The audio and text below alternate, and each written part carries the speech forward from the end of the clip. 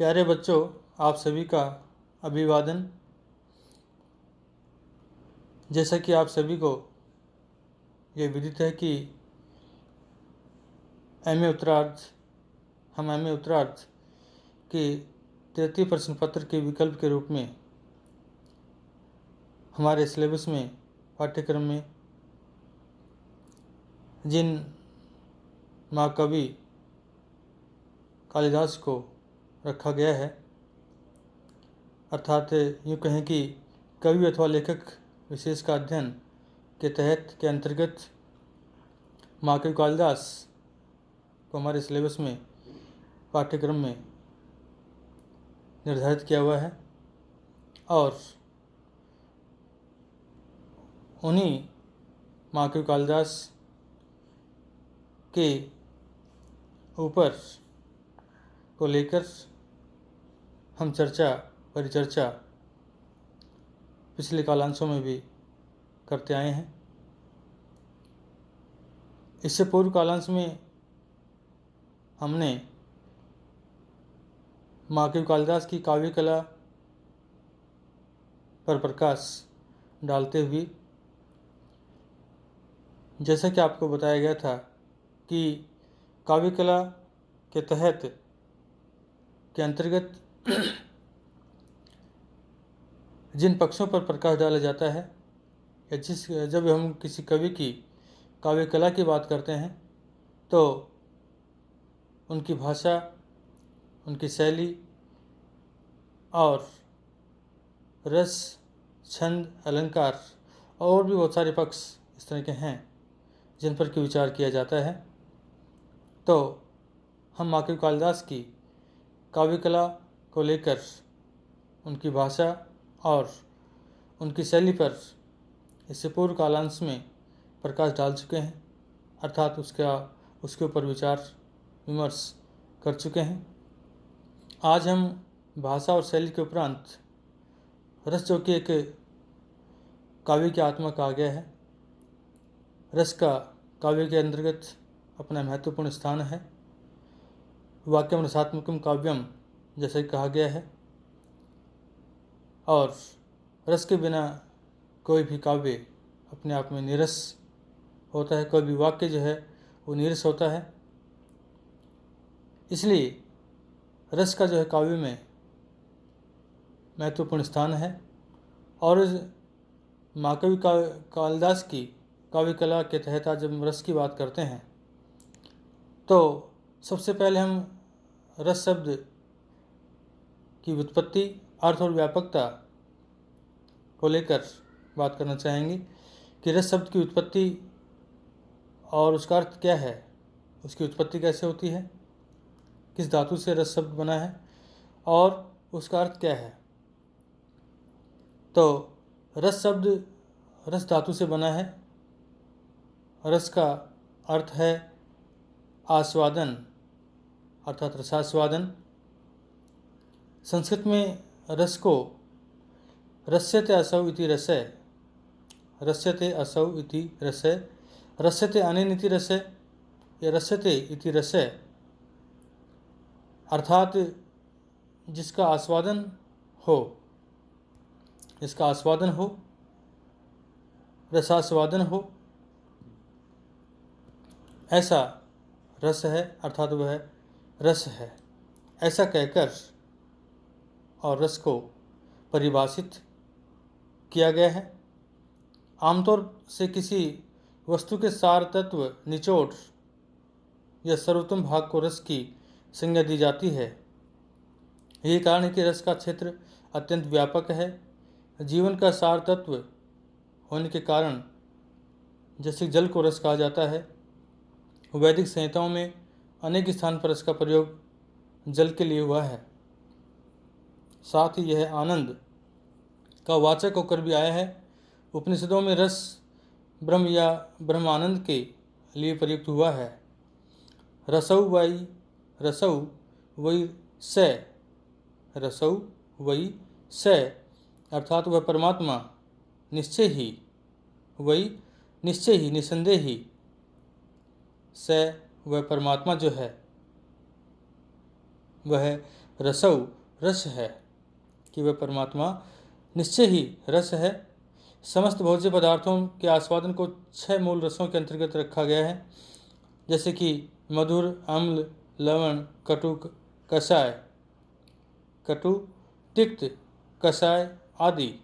आयुर्वेद शास्त्र में रासायनिक प्रक्रिया द्वारा प्राप्त और रासायनिक प्रक्रिया में समर्थ तत्व को रस कहा गया है।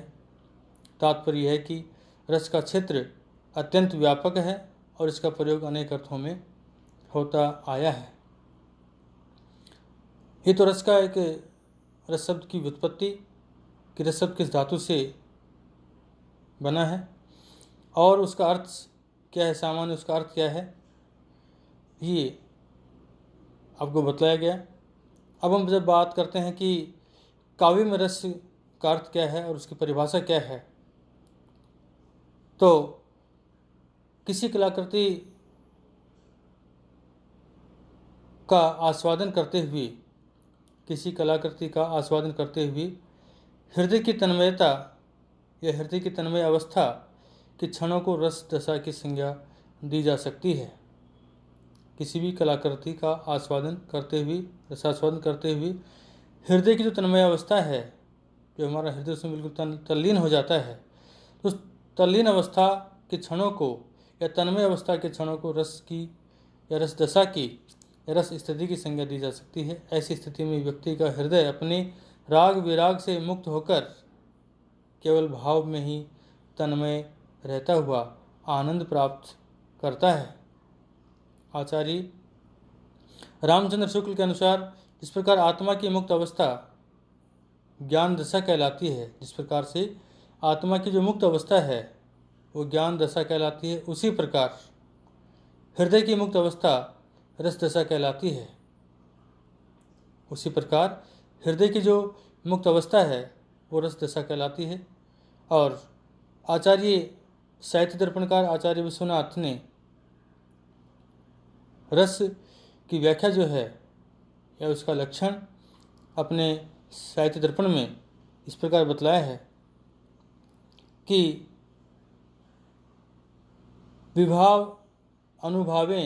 विभावेन अनुभावेन व्यक्ते संसारिण तथा रस्तामेति रत्यादि स्थायी भावे सचेतसाम, कि विभावेन अनुभावेन व्यक्ते संसारिण तथा रस्तामेति रत्यादि स्थायी भावे सचेतसाम, अर्थात आचार्य विश्वनाथ ने कविराज विश्वनाथ ने साहित्य दर्पण के तृतीय परिच्छेद के प्रारंभ में रस के स्वरूप का इस तरह से निरूपण किया है, ये रस के स्वरूप पर इस तरह से प्रकाश डाला है कि विभाव के द्वारा, अनुभाव के द्वारा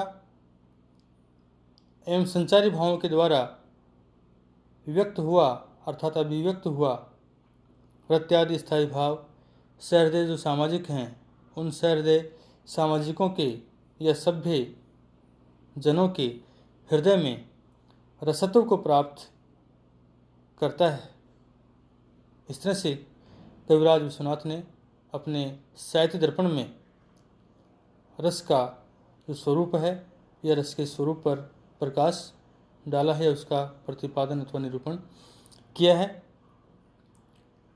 तो जहाँ तक और अब जब हम माकू कालिदास के बारे में बात करते हैं कि यद्यपि माकू कालिदास की जितनी भी रचनाएं हैं, चाहे वो काव्य, महाकाव्य, खंड काव्य, गीति काव्य हों, चाहे उनके नाटक हों, उन सभी में रस का जो है भली भांति उन्होंने प्रयोग किया है। और यद्यपि महाकवि कालिदास ने अपने काव्यों में मुख्यतः श्रृंगार रस का वर्णन किया है, किंतु श्रृंगार रस के साथ साथ अन्य जो सभी रस हैं उनको भी उन्होंने यथास्थान महत्व दिया है। यह बात पूर्णतया सत्य है कि श्रृंगार रस के वर्णन में महाकवि कालिदास जो हैं वो अपना कोई सानी नहीं रखते। उनके काव्यों में, उनकी रचनाओं में, उनके ग्रंथों में जो श्रृंगार रस है उस श्रृंगार रस के दोनों ही पक्षों का सुंदर परिपाक हुआ है। उन्होंने इस श्रृंगार रस के दोनों पक्षों को बड़ी भावुकता के साथ उभारा है। उनका श्रृंगारिक वर्णन जो है वो पाठक की आत्मा का स्पर्श कर लेता है। जब हम श्रृंगार रस के संयोग पक्ष की बात करते हैं तो अभिज्ञान शाकुंतलम के 6वें अंक में जाकर उन्होंने संयोग पक्ष का एक बड़ा सुंदर उदाहरण जो है प्रस्तुत किया है। मधु द्विव्रेफय कुसुमैक पात्रे पपौ प्रियाम स्वाम अनुवर्तमानय श्रृंगेण च स्पर्श निमीलिताक्षीं मृगिम अकंडुयत कृष्ण सारय। इस तरह से अभिज्ञान शाकुंतलम के 6 अंक में महाकवि कालिदास ने श्रृंगार रस के संयोग पक्ष का बड़ा ही मार्मिक और सुंदर वर्णन किया है। रस को लेकर हम अभी महाकवि कालिदास के काव्यों में जहाँ जहाँ उन्होंने रस श्रृंगार, चाहे उससे आपका श्रृंगार रस हो और चाहे अन्य रस हो, उन पर अगले कालांश में प्रकाश डालेंगे।